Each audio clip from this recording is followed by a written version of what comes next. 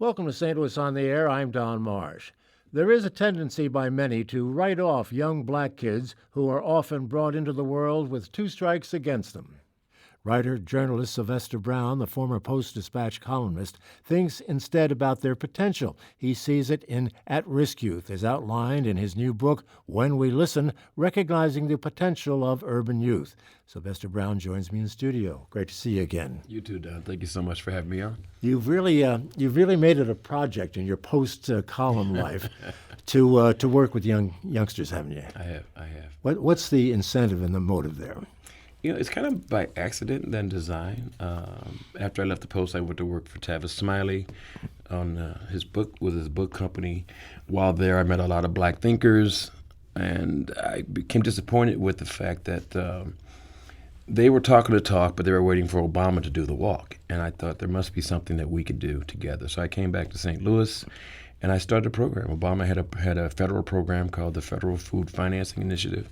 I thought, okay, I'm going to just do this. Start a program for kids. And what they do is we take kids from the inner city. We have them plant sweet potatoes on vacant lots. We give them a summer job, teach them marketing, branding, sales. And after that, they turn their produce into a product. But in the process of all that, I really got to spend time with kids. And I thought I knew it all, you know? Mm-hmm. I mean, I'm African-American, you know. I speak to kids at schools. I make presentations. But I never spent 4 days a week, 4 hours a day with kids. And it was mind-boggling. It really opened my eyes to, number one, the obstacles they face, the challenges they face. But number two, how heroically they navigate these obstacles. These kids who were born in neighborhoods not of their making, who had no control over industry or anything in their community, who have to navigate streets that are designated by color, red or blue. They keep getting up and they dream and they manage to do all this in the most creative, resilient ways possible. That was the part that really blew me away. And I started to listen to them. I started, they challenged me. Again, I thought I knew it all. And I was the boss, and you're going to do what I say. But it didn't turn out that way. They challenged me. And one young lady in the first year wrote me a letter saying, Mr. Brown, you don't listen. I just fired her brother and her. And From she wrote the me Sweet Potato Project. Sweet Potato Project, Yeah. yes, yeah. And so she wrote me this letter, and it made me really look at myself and to really start paying attention. And once I really started paying attention, it was mind-blowing. And I realized that this is not an individual problem. This is a nationwide, worldwide problem. We're not really responding to what our kids are trying to tell us. Well, what were they telling you specifically? What were the kinds of things they were saying? They were trying to say that, I still dream. I still want to become a doctor, a lawyer, or this or that. I know how I am perceived. I know that when I walk through the Central West End and I say hello to people outside sitting out in the restaurants, they're going to grab their purses. If I walk into a store, they're going to follow me around. These kids are aware of how they are perceived. And what they were really trying to tell me is that, we still dream. We have ambitions. We have, lives. And stop calling my neighborhood bad. Stop saying this is a crime-filled neighborhood. This is where I learned to ride a bike. This is where my mother baked sweet potato pie. This is where my father worked a hard job and came home and made sure we had something to eat. So they are aware of how they are perceived. And yet they want you to know, I believe, that they are still vessels of opportunity. They still have this magical potential. And really, it's a lesson that I learned as a kid. There's nothing phenomenal about me. I'm a regular kid raised in a poor family, 11 kids. I dropped out of high school. Whatever success I have to date is really based on the fact that people pulled me aside and said, boy, young man, you've got something special. Let me walk you to opportunity. And that's the operative word, walk me to opportunity. It's one thing to recognize that these youngsters do have potential. Then what? I mean, that's a big step between recognizing it and fulfilling it. It is. It is. Recognizing the potential is one thing. I think what's even more important is to recognize and realize the obstacles. We're talking about kids who come to school who are impoverished, kids who come to school with warlike syndrome, PTSD, yeah, where violence is a part of their lives, where they've lost loved ones, peers, and siblings, and we just expect that not to affect them, but they are impacted by that. Recognize not only the psychic trauma, but these kids have low self-esteem. They come from institutions, educational, religious, where people are telling them, you need to get out of your community. Your neighborhood is bad. You need to escape your environment. We don't tell these kids, you could change your neighborhood. You could be the impetus for huge change. Those ideas you have, let's just take the kids during the Mike Brown protests and other protests. We focused on the violence and we focused on, the traffic stoppage.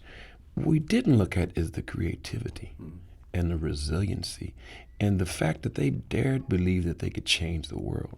I mean, I saw more Mike Brown T-shirts, Mike Brown songs. I saw the way that they went out and demonstrated at the symphony and shut down. All that stuff was just so beautiful and engaging, and really it set a template for protests across the world.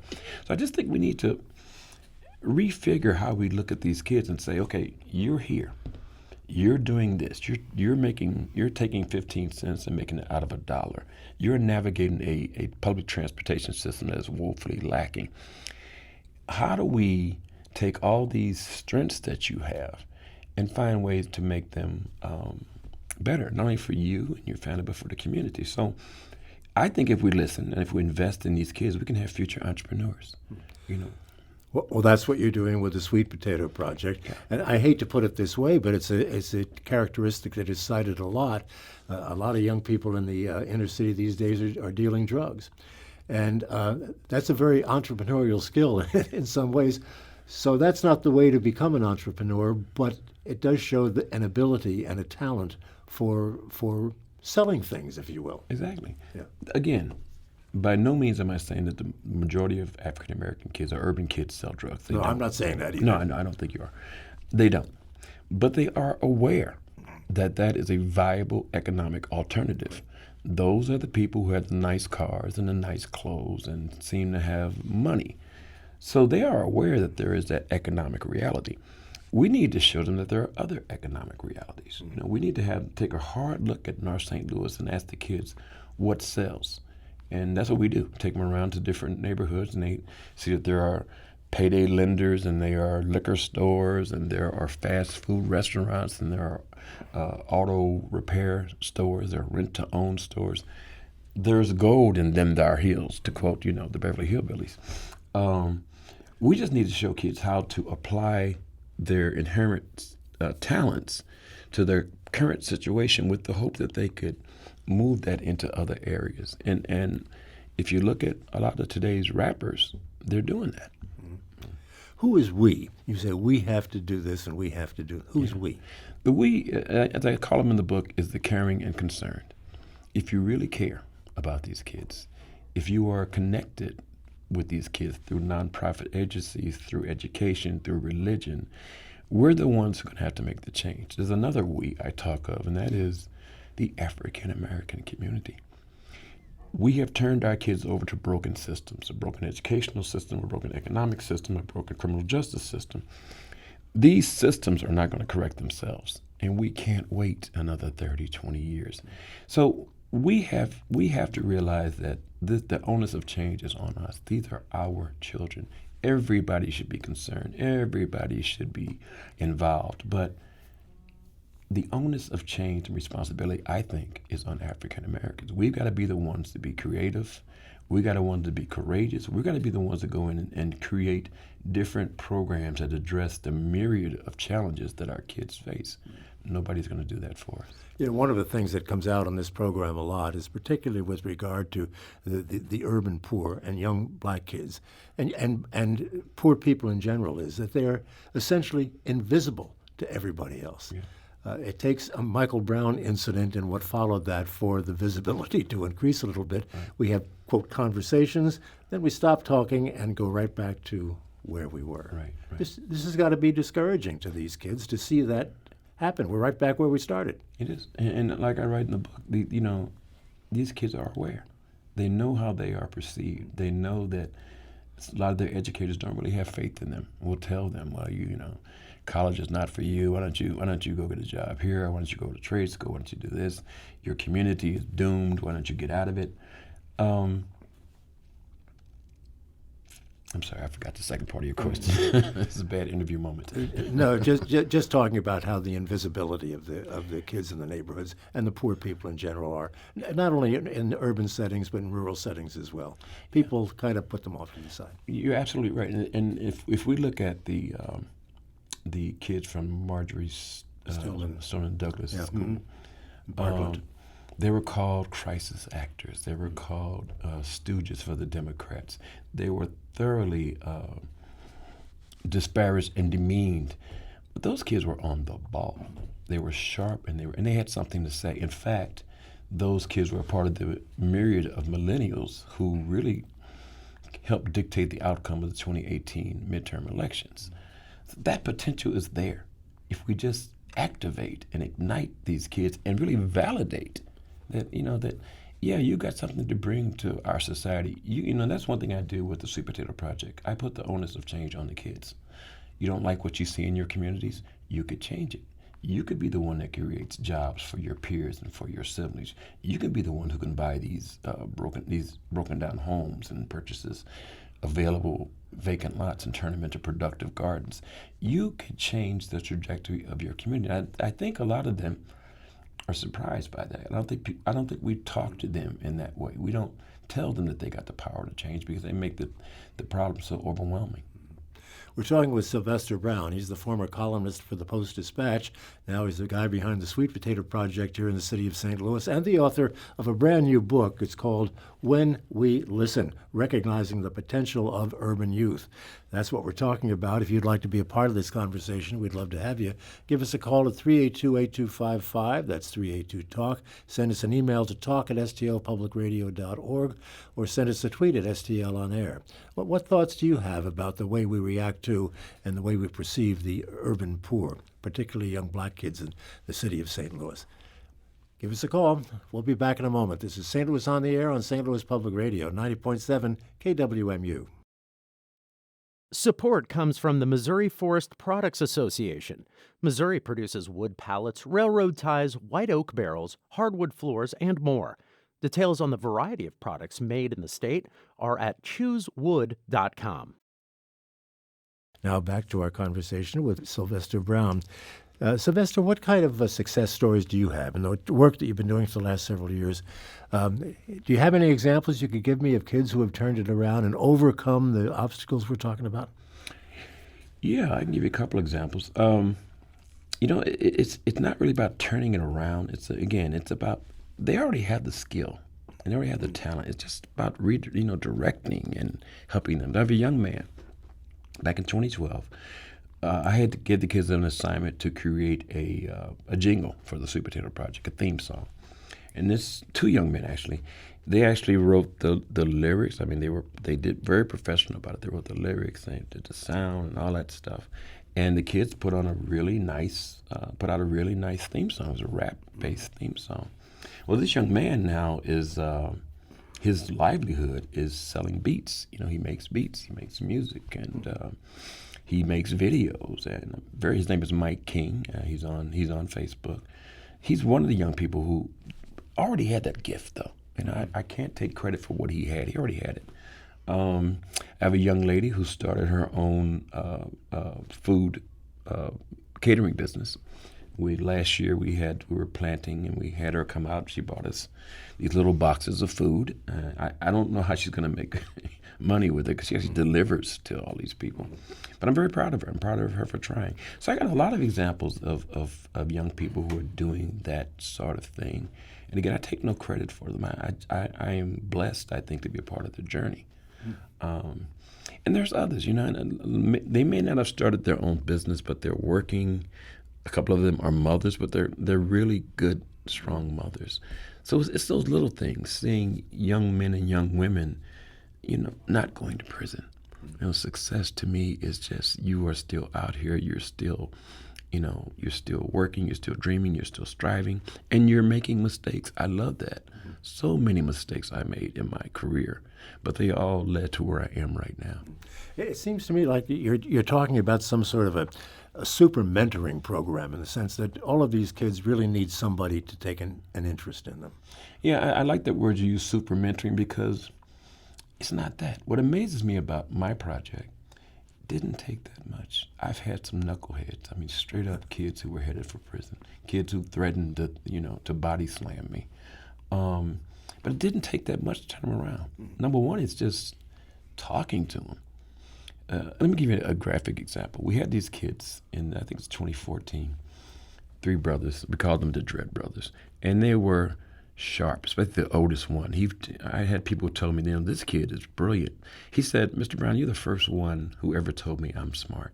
And that blew me away because his kid was intelligent. Anyway, these brothers, one week they came to school and they were just not themselves. They were playing around, they were laughing, they were indignant. And one of my instructors said, you guys need to get yourselves together. And the kid said, you don't know what we're going through. And he said, well, tell the class what you're going through. And they told this story. They were at a party over the weekend, their uncle's party. And during that party, you might have heard the story, his girlfriend came up behind him and slashed his throat. One of the brothers was the one that tried to apply the tourniquet to the wound. The uncle died. And they came to school, and their attitudes changed. But if that instructor hadn't got them to talk about it, because once they talked about it, they were cool, they were back to themselves. But if that instructor encouraged them to talk about it, and their peers, validated them and comforted them. It's the small things, Don. It's listening to them, it's validating them, it's saying what people have told me all my life. Young man, you've got something special. Let me take you to opportunity. It's not hard. That's what blows me away. Go ahead. We're locking up so much of our talent, so much of our future, suspending them from school. And we really have we had this great gift that I think most of us are missing out on. Well, there's some efforts at criminal justice reform now that would impact kids. Instead of putting them in the workhouse, they would bypass that and really give them some restorative kind of treatment, if you will. Yeah, that would be helpful. Yeah, but it's in the criminal justice warehouse. And we now have police occupying most of our schools, which is another daily reminder that you're less than. I mean, we see 5-year-olds, 11-year-olds being handcuffed and taken to jail. Let's get some listeners into the conversation, sure. Lester. We have Robert calling from St. Louis, and he's been waiting. Robert, thanks for waiting. You're on the air. Good morning, Mr. Brown. Good morning to you. I am an ex-St. Louis public school teacher, and during my tenure, I created a robotics team, a coding team, to give students a reason to come to school. I think that's what's missing. We're not giving kids a reason to come to school. Why do I have to take algebra? Why do I have to take geometry? Because these are tools for you to use. These are tools.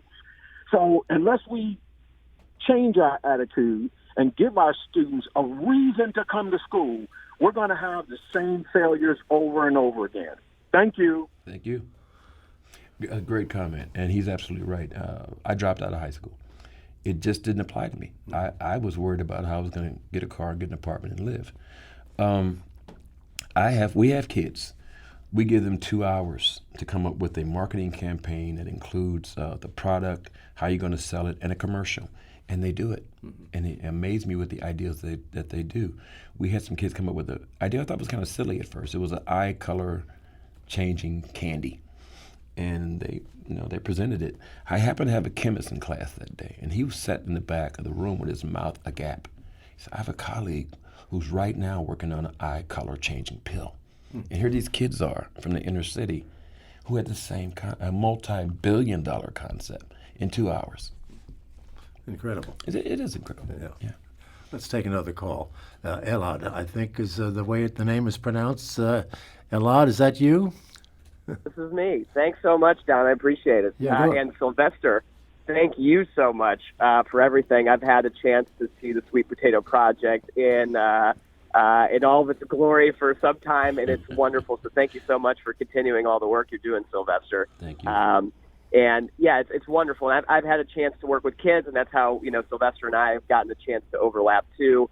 And really, I just love this conversation because it's so much about showing kids that we value them so that they learn to value themselves. And just this talk about, issues that are happening all around Missouri and all around our country in both rural and urban areas where there's so many of these similarities everywhere we go. I'm wondering, Sylvester, from your perspective, since you've had such an opportunity to do this both at like the smaller nonprofit local level, but also, at just your whole career and looking at the bigger picture too, what particular systemic issues, as part of this whole system in education, criminal justice reform, everything else, obviously we need a concerted effort where all of this stuff we're working together. But what particular issue do you think we really, really need to pay huge attention to and maybe focus on as an initial entry point to fixing this problem? Interesting. And I do know this young man. He too works with young people, inner city kids, and he's an amazing guy. I guess it all comes back to economics. It comes back to controlling the money within our own communities. It goes back to being able to give our kids jobs, to be able to impact what they learn and how they learn. So it goes back to real community development, where we have businesses that we can hire kids, that we are able to put kids into business. And I would love to see the whole Martin Luther King Strip filled with young storefronts run by young entrepreneurs. So to me, and there are so many ways to address this, and so many people like this young man of different races, of different backgrounds, of different religions have done the fundamental thing. And the fundamental thing is talking to the kids and just letting them, validating their worth. Telling a young man or a young woman, you got something, you'd be so surprised, but just telling them that you got something special, what that means to them. But secondly, and again, it goes back to the onus of responsibility is on the African American community. We can no longer sit back and allow all these broken systems to continue to create generations of broken kids. We have a tweet from one of our listeners who writes, I would like to hear Mr. Brown comment on programs like Cure Violence. There's a movement to bring that program to St. Louis. Are you aware of Cure Violence? I'm not. No. I'm not. Well, we'll both Google it when we're off the air and find out a little bit more about it. Okay, back to the phones, and Judy in St. Louis is up next. Go ahead, Judy. Hi, this is a tremendous conversation. Thank you, Sylvester and Don. I worked a little bit volunteering with Beyond Housing, and in those neighborhoods, when you see these beautiful homes going up and these people are so excited and they're going to take great care of it, and then right next door is a completely dilapidated, run-down home, and that's got to be depressing. I mean, it was depressing for me standing there, and I wasn't going to be living in that neighborhood. I'm wondering if we could put together, I say we, I'm not sure who we is, but if somebody could come up with a project similar to a New Deal kind of project where we hire kids for the summer to get rid of these dilapidated houses, or even young people who need jobs. I know that the houses are being, repossessed, and so they sit there, and it's, people who are homeless use them, and there can be violence involved, and so I'll stop. But I'm just wondering if that might be a project that could help people start to love their neighborhood a little bit more. Yeah, one of the biggest problems in America, and thank you for your question, one of the biggest problems in America is it refuses to invest in black communities. It simply refuses to invest in black business, in black public schools, in black neighborhoods. In 1965, Dr. Martin Luther King did an interview with Playboy magazine, where he laid out a $50 billion preferential federal program that would specifically benefit what he called the Negro and the disadvantage of all races. And the onus of the program was, let's give people money to rebuild their own communities. Let's help them to rebuild their neighborhoods, to build housing and to build schools. That way they will be vested in their own communities. This was before the late 1960s civil rights legislation came through. But Martin Luther King was way ahead of the game. And Martin Luther King said, I guarantee you that if you spend this kind of money in those communities, people will stay in those communities. Instead, what we did through integration was to give people an incentive to leave those communities, to go outside their own neighborhoods to find opportunities. It seems to me there's a role here for the corporate world.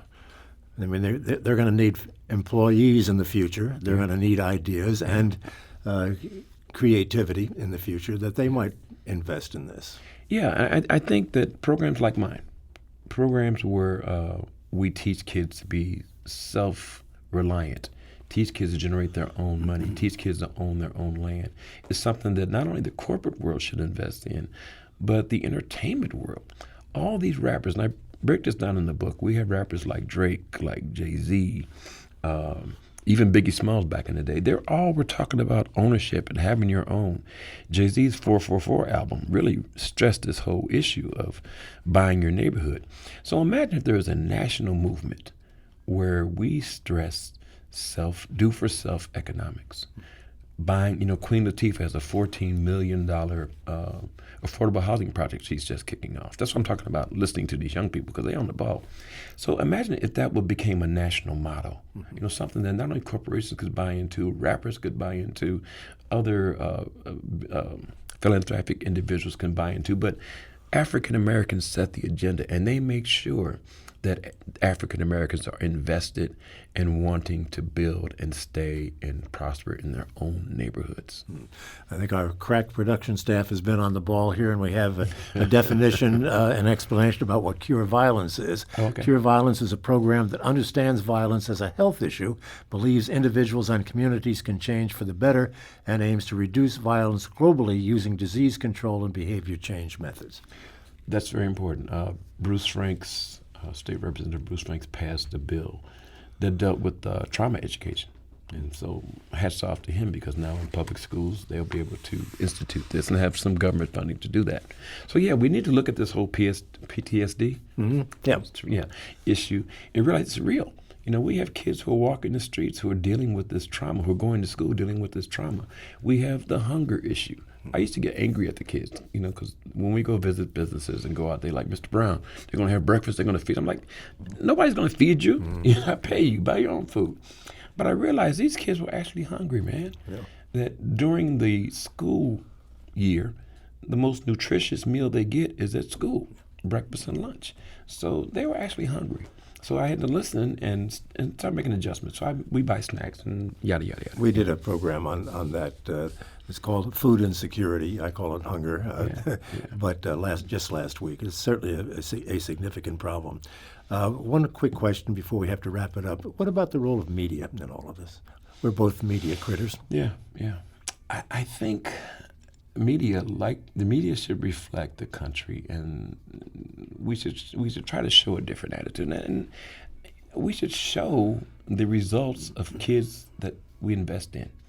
I mean, some of the stories I mentioned to you, these should be national stories, They're good news stories, though. They don't always make the front page. Right, exactly. But, again, it goes back to who should lead this, and I think it should be African Americans. Imagine a media campaign in the black community where you got Nelly's face on a billboard, or Jay-Z's face on a billboard saying, buy the block, invest in your community, make your own products. Imagine an African American food manufacturing plant with its own brand. Media could reinforce that. Then our kids would see it, man. They'd see it and they'd understand, I could do that too. Well, I want to thank you so much, Sylvester Brown, for being in this and for the work you're doing. Obviously, it's important work, and you're realizing some significant payoffs, too, and that's really, really good and encouraging to hear. So, Sylvester Brown, author of When We Listen, Recognizing the Potential of Urban Youth. This is St. Louis on the Air on St. Louis Public Radio, 90.7 KWMU.